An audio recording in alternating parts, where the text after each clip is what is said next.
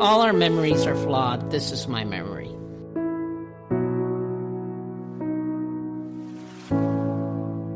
The one other thing I will mention, before 9/11, at the same time I was working on Publish When Ready, I had been, the agency, thank goodness, somebody was thinking, had created a committee, a group, a study group, to figure out this web thing. What were we going to do with the web?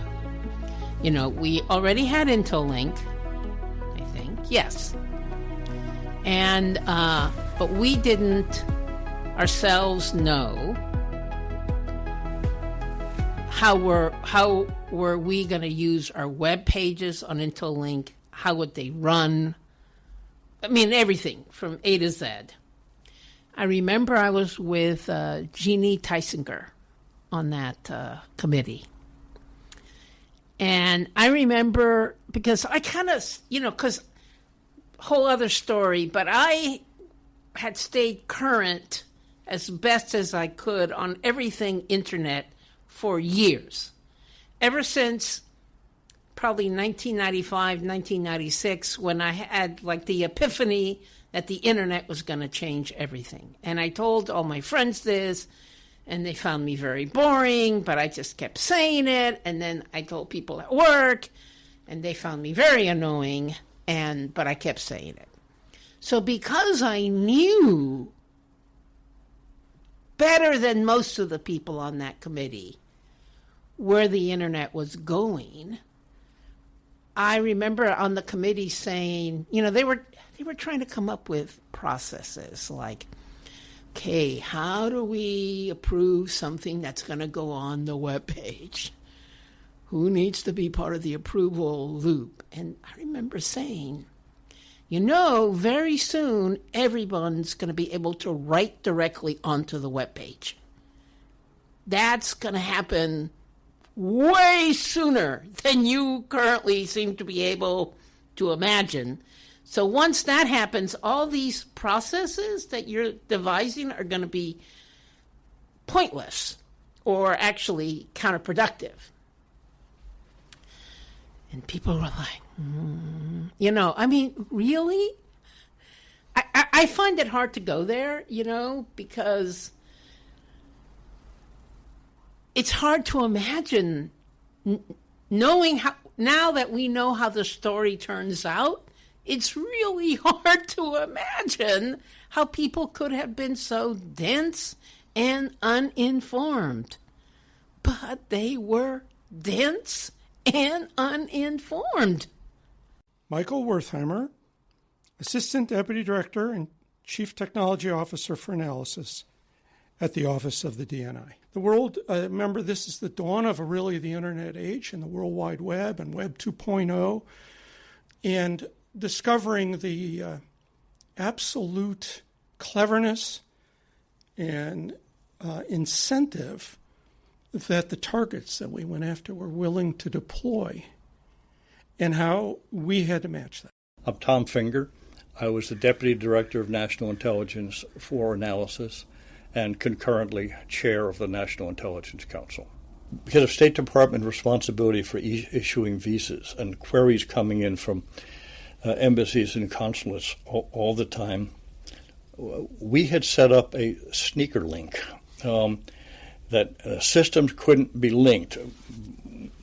We had the law enforcement's FBI stuff, we had the consular stuff, we had the intel stuff, and just sitting next to, the terminals were all next to one another. So you could pretty quickly run a query against all of the databases once you got it, and provide a quick response out for, issue, don't issue. And it was linked into the no-fly lists and all of that kind of stuff. Just so I have an understanding here, you're saying the terminals were all kind of arrayed and you had to query one, then the next, then the next? Yeah, you had to use a separate keyboard. They were connected to different systems, but they're sitting on the same damn table. It was a workaround that had been developed by some people in INR and formerly an INR, so it was run by contractors for INR on behalf of kind of everybody. And it was a sort of, let's not ballyhoo how we're doing this, because it's working. And then a variant of that went into the formal structure that Brennan set up at CIA that was then merged with, in competition with, in parallel with NCTC when that was set up. Louis Shepard, Chief of Requirements and Research at the Defense Intelligence Agency. I walked through the hallways of ONI headquarters, and the hallways were full of temporary desks. I think some of them were kind of school desks. Analysts sitting at them with massive piles of printout of paper, literal stacks of paper, and they were just flipping through the pages and highlighting things. And I walked past, dozens and dozens of analysts doing this, and that made a palpable impression on me, because that's precisely what what I realized our software and the software of others that I knew about would be able to address. Sean Waltman, Google's global head of cloud geography. I expected it to be, like I said in the video once, I expected it to be the 24 command center. I expected it to be the state of the art. I expected it to be the absolute best that you could ever hope for. I thought I was going to walk into just like this, incredible logistics machine, and that is not what I walked into at all. Right? It was for silly reasons. I'm sure there's pockets of excellence across DoD IC that have these particular missions and do a fine job, but it certainly didn't present itself like that when I first showed up. It was a big letdown. You mentioned the software. Well, the software that I had was 2 or 3 versions behind, what I would just use on my thesis. And I'm like, how could that be? This is like customer number 1 for Esri. How come we're so far behind? And so that really kind of got me thinking, like, why is that? What is it? Is it? Oh, and I would hear, it's a security review. We have to do a gold scan on the software, and it's like, we're on an air-gapped network. What are you concerned about here? Like there were just so many like illogical things that I kept running into, Brian, that it was like, I don't know why is this so hard? And like as hard as OIF and OEF were, and all the the challenges of working in those austere environments, this was Louisiana, right? This is in our homeland, and it's like, how are we not better coordinated? How do we not have the best tools available to be able to save Americans' lives? Carmen Medina, Deputy Director for Analysis. Now, my South by Southwest story is I didn't get to go to South by Southwest until 2011. But it became a big deal in the aughts. It kind of grew from this quirky thing in Austin to like South by Southwest made news, basically. And there was a panel, a legendary panel, we could probably Google it and find it, where it was a panel of newspaper editors. And they were presenting on the future of newspapers in the web age. So let's say it's 2004 or 2005. And it became headlines when there was almost like a riot at the panel, because all the geeks and the software guys and that would code South by Southwest started yelling at the panel for how stupid they were. I haven't read these accounts, but I went, oh my God, and delayed understanding of where technology has taken us. I went, this is us. This is us. This is where we are. We are the newspaper editors, and we are just as clueless. Sean Dennehy. Many times when we are teaching or in our sabbatical program that we've established about the web, we have to teach people what the difference is between Netscape and Internet Explorer and Firefox, and what the difference between a left click and a right click is. So we are well behind what our adversaries are doing. The intelligence community, and specifically my organization, has denied that the web is, has existed for, essentially 10 years, and now we're trying to catch up. We often joke that it's kind of hard to adopt the Web 2.0 approach when we were never Web 1.0. Don Burke, Intellipedia Doyen. Oh yeah, there was no common engine for browsers at all. What were the browsers that you had on your desktop? Well, I remember, but I don't feel comfortable saying what they were. Well, I'll tell you what I had. Okay. I had Internet Explorer and Netscape. Netscape, of course, was out of business by this time. Yeah. It closed its doors in the 90s. But we had to use Netscape because it was the only thing that would work with the message traffic system. Yep. So you're asking a community now to use Web 2.0 tools. And again, the Internet Explorer you know today is not the Internet Explorer of 22 years ago. That's correct. That Internet Explorer was god-awful. A horrible browser.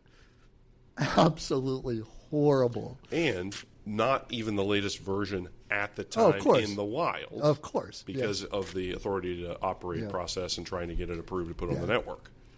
Jesse Wilson, intelligence analyst at DIA. Yeah, I mean, in a way, it was a bit of disappointment, because you watch the Hollywood videos where everything's simple, right? You can just get on your phone and talk and, send an email. And, well, no, you can't have your phone in the building. You can look at the internet, but when you want to, do classified, you have to switch over and be on a completely different system. And it was definitely a learning curve of, things were a lot more difficult. Now you will hear comments from a member of the intelligence community who wish to remain anonymous. We have digitally altered this contributor's voice and edited some of their comments to respect their wishes. Well, we had desktops for email and word processing and some geospatial software installed on the computers, but the big honking things to move imagery, that wasn't there yet. That was what they called the IDEX program. If you go to Dulles Air and Space Museum, they have an IDEX machine there in the museum. Those were on Navy ships, and those were the ones that we had to share. Those were the fast imagery exploitation machines. Now they shrunk them and made them desktop-sized. I think in 2003 they rolled that out, but it came in pretty quick after 9/11. But when I first got there, it was a light table and then just a desktop computer for, office processing type of stuff. Joan McIntyre, Program Manager for Analytical Collaboration. Well, I think, of course, obviously, kind of connecting, making data a bit more easily to find was some of that. In my area, mostly it was kind of on the collaboration of, and from my perspective, it was looking at, kind of how do you, seeing Intellipedia was still fairly new, and some of these new technologies, and even just digital connections between intelligence communities is and different, rather than the only way of communicating was often through phone until, and so these were, probably less than 5-10 years, certainly 10 years old. They were kind of that, connecting everybody kind of through virtual modes was one that was still just kind of emerging. And, again, you had some creative people that pushed to put things in like Intellipedia and other and blogging and those types of capabilities to, allow more greater interconnection. So, and I was coming from it from, an analytical tradecraft perspective of how do you also think about some of the behaviors in thinking, and kind of using these more as kind of support and not, it's in help and assistance to the analyst, but it was really kind of, how do you kind of promote the behaviors that kind of need to go along with it, getting people comfortable, but not just comfortable in using the technologies, but also comfortable in, more openness in terms of what they're sharing and what, because that isn't something, and it's probably something that's never quite been overcome. General Jim Clapper. Activities to develop an environment that focuses on quality as opposed to quantity. How many reports did I get my name on last year, sort of thing, as opposed to, did I produce fewer reports which had greater impact? And of course that means changing the metrics to focus on quantity, and again, to get away from this perish or publish business. I think the promulgation of analytic standards, which we really hadn't had, by the Office of the DNI is a big deal. And again, this recruiting a diverse workforce. Richard Immerman. I was Assistant Deputy Director of National Intelligence for Analytic Integrity and Standards, and the Ombudsman for the Office of the Director of National Intelligence. I'll just mention this and then we can go back to it. I was shocked at how poor the tradecraft was of most analysts. Absolutely shocked at what they didn't know. So that was the whole point of what this was. It was a start at ground zero, but those of you in the 30s or whatever, we thought could benefit from that class as much as anyone else, but that was part of the problem that we had. Not everybody agreed. Mark Lowenthal, former Assistant Director of Central Intelligence for Analysis and Production. And I mean, we'd tell these jokes at CIA that we'd hire a new analyst and sit her down at her desk and she'd have like a 386 computer and say, okay, this is very funny. Now, where's my real computer? That is your real computer. I mean, we've always been a little, and we've always been a little slow at bringing the stuff into the building. So, I mean, yeah, part of it was an effort to make them feel more comfortable. On the other hand, they chose to work in this place. We have certain rules and restrictions for very good reasons, and some very bad reasons. So I felt that the analytic transformation effort was in part a way of pandering to the Senate and to the commissions. Oh yeah, we got it. We'll never write another Iraq estimate like that again. We promise. And we won't allow 9/11 to happen. There'll be something else. Look, the mantra after Pearl Harbor was never again. Okay, well, until another one happened. So I felt that to a certain degree, it was just trying to pander to this younger cadre of analysts. My sense was it wasn't just the sharing of intelligence. It was the single thing that I believe maybe Mark Lowenthal and I disagreed with. Michael Wertheimer again. And Mark, to me, one of the greatest analysts ever, maybe the greatest analyst. He just knew it. He understood analysis.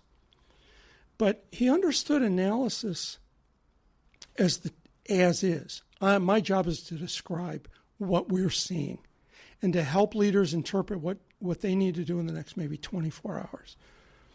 Expertise is so valuable in understanding the as is. It turns out to be pathetically bad at the to be. It just is. And that's where the wisdom of crowds. Over and over again, I was studying this at the time. And this is, Clay Christensen came out and others with the wisdom of the crowds and so on. That if you put smart people in a room and challenge them with a problem for which they don't have expertise, but they're smart, the collective wisdom almost always beats the expert because the expert is grounded. They have bias, rooted bias in the as is. And they only measure how people might change or deviate from norm. Whereas if you're not an expert, you're not grounded in what is commonplace, and just say, how would I go about doing this? And we were finding over and over again, that's part of what Sharp was designed to do, was that the wisdom of the crowd seemed to be better at predicting the world that we were seeing. Because they were trying new things, and there was new technology they were trying, and so forth. Now we hear again from Tom Fingar. It didn't extend to outside expertise. That, again, partly because INR is small, but why wouldn't you call up the professor that just went to Kenya and met people that are important in that system and find out what he learned. And you have a conversation that's about substance. It's not about sources and methods that you're trying to understand stuff. If you want to get something, you got to give something here. If they don't know what you're working on, how the hell are they going to be helpful? Oh, God, if you tell them what you're working on, they'll know that the Americans are interested in Somalia. Probably they know that. Jesse Wilson again. Even the classifications and having to, portion mark everything and track everything and what classification it is and how does that affect the overall thing. And what we're trying to share here, trying to share information, but, some of these agencies mark everything secret, no foreign. And how are we going to share with the coalition when everything they mark secret, no foreign? And pressing and asking, and talking to the foreign disclosure officer and pushing. And I did a lot of that. I was kind of a squeaky wheel on, hey, why are we defaulting everything to secret, no foreign? And you had the leadership at the very top too, saying the same things. Like, hey, let's have our emails when stuff goes out automatically mark it releasable unless you change it to no foreign.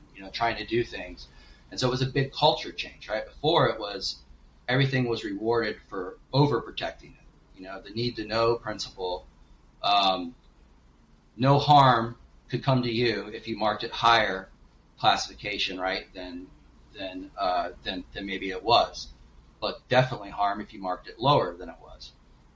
And so, yeah, there was definitely the culture was changing, but there was personalities who hadn't gotten on board yet.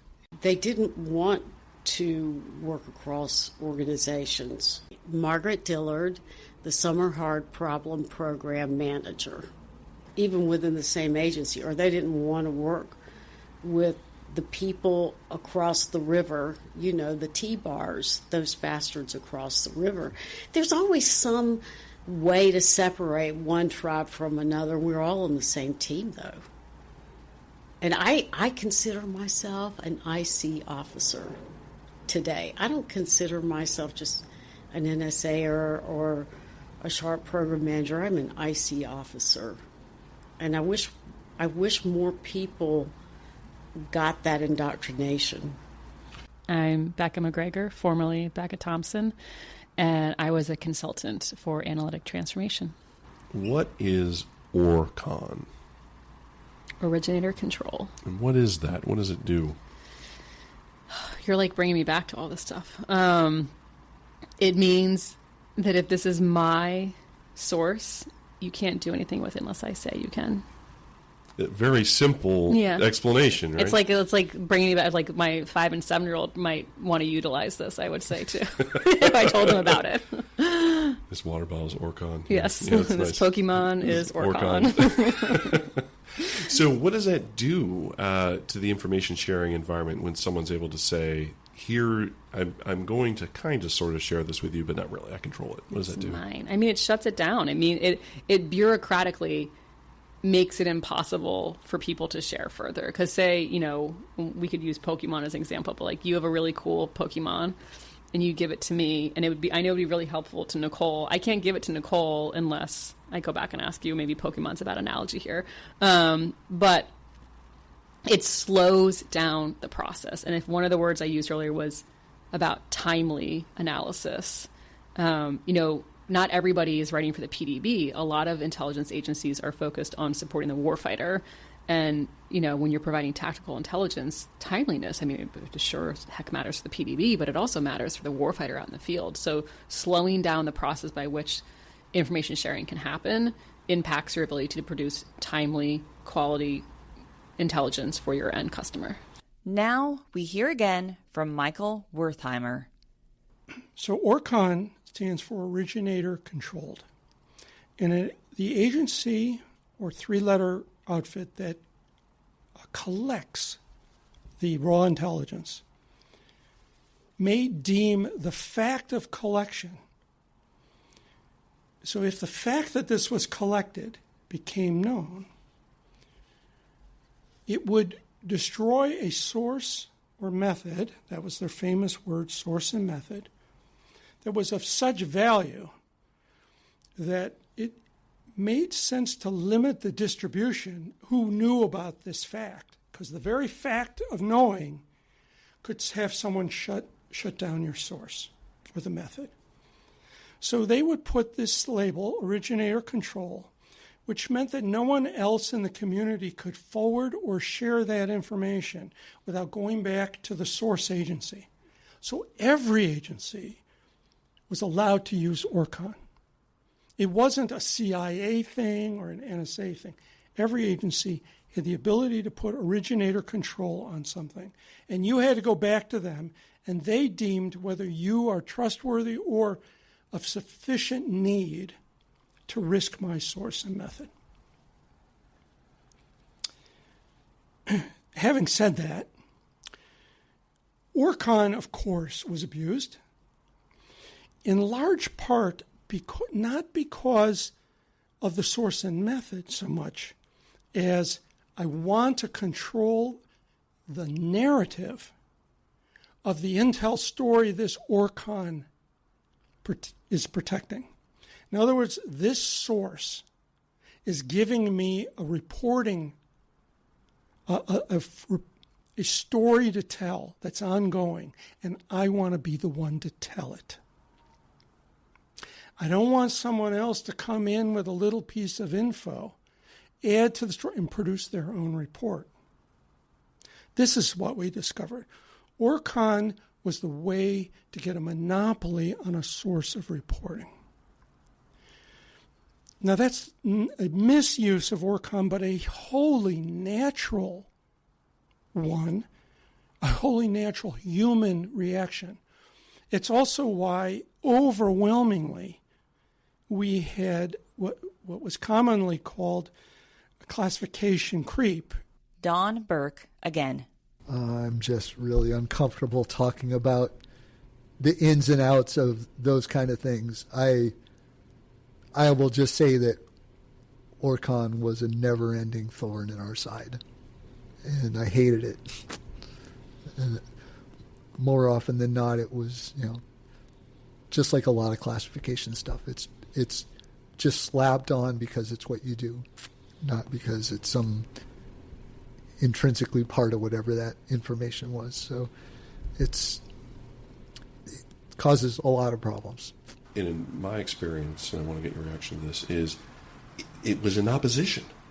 Security was working in opposition to the collaboration initiative when we really should have been working in collaboration, ironically.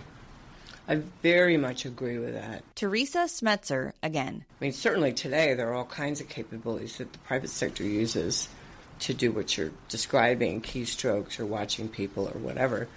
And so they could have viewed it, security, as an opportunity to innovate by embracing what we were doing and coming up with new ways to make sure that we were abiding by whatever the security paradigm was instead of fighting it. So, yeah, I think that's a fair point of view, that they missed an opportunity to change too. Nicole Gibson. I was a manager at PricewaterhouseCoopers. Yeah, wow. No, for sure. It's a powerful like, I think people, I know at least I held this, that's like, if your boss tells you to do it, you do it. And, and I had been familiar with the concept of there's a term in government sometimes of like waiting out your leadership, right? Like people are on rotation and like, so very familiar with that. But I thought naively almost like, for sure they will like want to do this because it's revolutionary. It's, a game changer, on the outside of the building, on the low side. So like, this is not going to be hard for adoption, not really appreciating what a change it was for them in their careers and their lives. And so while they may have been committed to increased collaboration, transformation, all those things, transformation is inherently personal. So you can be all about, we should transform the intelligence community. But then when it comes to like, but how does that change my day-to-day job? Oh, wait, this is what I thought my career trajectory was going to be. And now that's no longer the case because of, these changes that we're making. Then people have a different perspective on transformation. Here's Teresa's reaction. Well, the cultural one and the resistance to change was by far the biggest challenge. And and trying to persuade the leadership of those organizations that it was a worthwhile thing. I always thought there were people that wanted to participate and saw the value. It was just so that was the biggest thing. I think there were, on occasion, some valid concern about security or counterintelligence that we hadn't thought about that needed to be taken into consideration.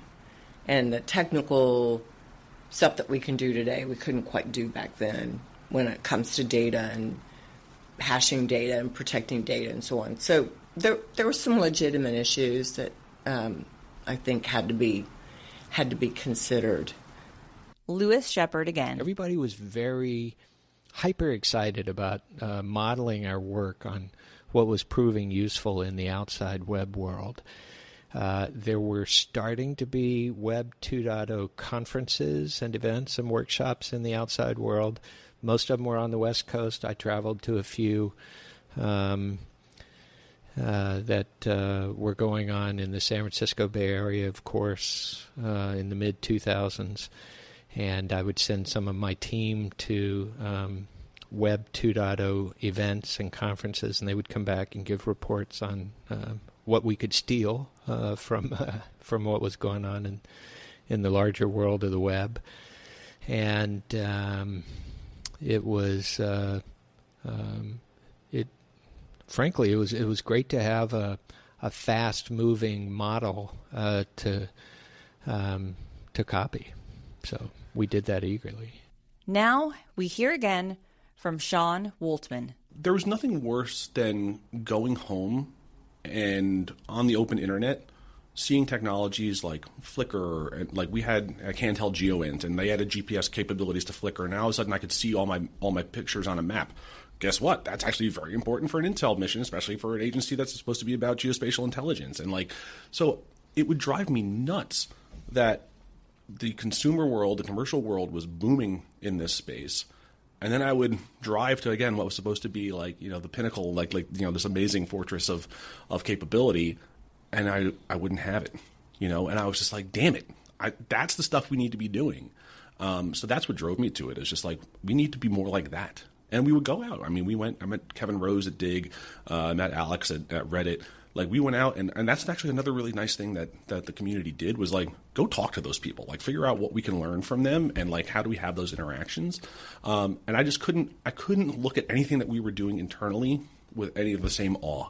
We were just not keeping up, and that scared me. At the end of the day, it's there's lives on the line here.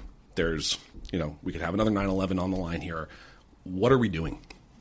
And that's what motivated you. That's what motivated me. Yeah. Yeah, that's what I wanted us to be better. I still do. Sean Dennehy again.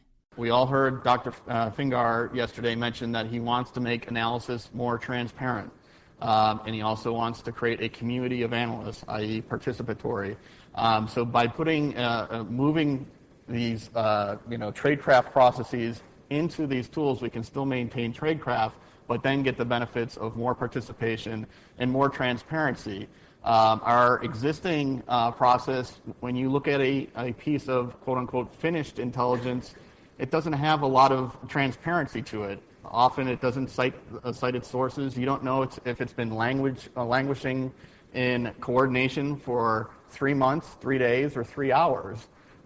Whereas these open tools allow you to be able to kind of see how many people contributed to it, how long has it been looked at, how many people have edited this article, and you can apply other tools and extensions against these to help evaluate the content that's contributed. Becca McGregor.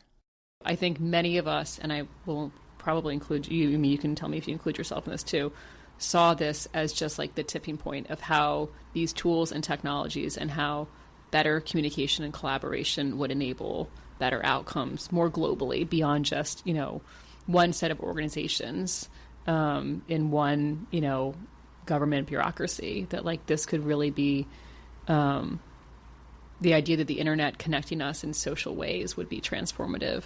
We hear again from Joan McIntyre. Because technology is just a tool, and it can be used, as we're seeing now, it's not always used for the best purposes.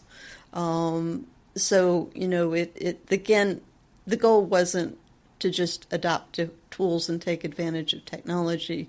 The goals was to make technology or make analysis better. And I think that that's a really difficult thing for people, especially those that are on the technology side, is that they think this is a miracle cure. They don't think of it as, it's like, well, just come use my tool, or, even in terms of tools that are structured on analytical techniques and things like that. It's like, it's still people putting things in there, and there's still going to be this tendency to put things in there in a way that gets them the answer that they want to see. So, you have to be thinking about, kind of what the behaviors are and how they're using that. Otherwise, it's fairly superficial on how the tools are used, or you're certainly not necessarily using it to its full advantage. Mark, again. And if you're going to transform, I'm sorry, it's a really long answer. If you can transform analysis, what is it you can do to it? You can make it shorter, you can make it longer, you can create new standards by which you assess analysis, you can train your people better, but you can't fundamentally change the analysis. You can't fundamentally change that. You're not going to necessarily get it right more often. You can't legislate correctness. And so I was just really concerned that they were poking at something that they had no way of knowing. I wrote an article about this for the American Journal of whatever. I have it here, but I never remember the title of this thing. Hang on a second. Oh, hang on, it's behind me. The American Intelligence Journal, which is a DI publication. And I started the article with a quote from Alice in Wonderland, where Alice asks the Cheshire Cat, which road should I take? And the Cheshire Cat says, well, it depends where you want to go.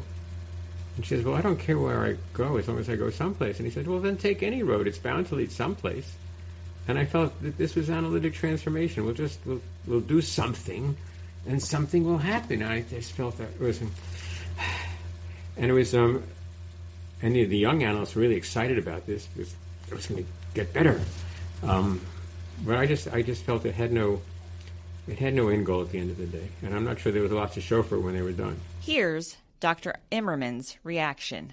So in that sense, although technology and other things were critical, there was nothing more fundamental to what Tom achieved than what my office was doing, because we were really doing the fundamental. You could do all of the new technological changes, the new organizations in which you would meet together, all of that, but it really came down to ultimately creating good intelligence products, and that was what my office did. Teresa Smetzer again. Tom was just someone who recognized the extent to which things needed to change and didn't want to predetermine this is what we're going to have to do. So he was happy to let them sort of drive what I think, Mike's philosophy was: think big, start small, fail cheap, fix fast. That was music to my ears. Absolute music to my ears.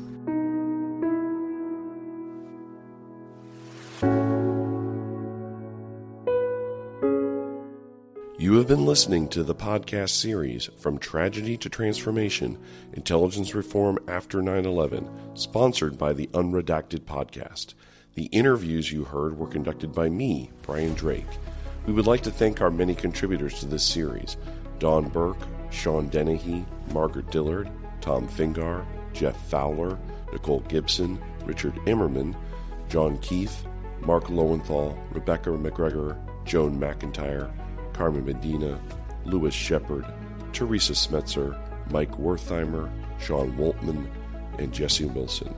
From Tragedy to Transformation was produced by Lindy Kaiser and Brian Drake, with support from Sean Dennehy, Jim Clapper, and Chris Rasmussen.